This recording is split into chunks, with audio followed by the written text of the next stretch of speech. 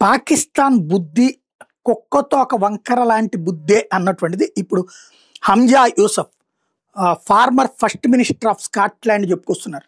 Pakistani Muslim grooming gangs ఎవరైతే అక్కడ కావాలని మత పెద్దల చేత డబ్బులు తీసుకుని వాళ్ళు ఇంకే ఉద్యోగం చేయకుండా చదువుకునే దశ నుంచినే బ్రిటన్ అమ్మాయిలని తెల్ల జాతీయులైన అమ్మాయిలని వల్లో వేసుకోవడం కోసం మాత్రమే పనిచేస్తూ వాళ్ళకి ఈ డబ్బులేమో వీళ్ళు ఈ మౌల్వీలు ఇస్తున్నటువంటి దశలో వీళ్ళు అక్కడ ఫేక్ న్యూస్ క్రియేట్ చేస్తున్నారట. ఎట్లాగా వైట్ బ్రిటిష్ అబ్బాయిలు వచ్చి ముస్లిం అమ్మాయిలు రేపులు చేస్తున్నారు అన్నటువంటి ఫేక్ నేరేటివ్ క్రియేట్ చేస్తూ దానికి ప్రతీకారం తీర్చుకోండి అంటూ తెల్ల జాతీయులైన అమ్మాయిల్ని ట్రాప్ చేయండి, వాళ్ళని ఏదన్నా చెయ్యండి అన్నటువంటి ఫేక్ నేరేటివ్స్ వాళ్ళ సోషల్ మీడియాల ద్వారా క్రియేట్ చేస్తున్నారు. దాన్ని వాళ్ళ మత పెద్దలు కూడా ప్రోత్సహిస్తున్నారు అంటూ ఇప్పుడు హంజా యూసఫ్ చేసినటువంటి స్టేట్మెంట్. పాకిస్తాన్ బుద్ధి ఎక్కడికి పోయినా కుక్కతోక వంకరే.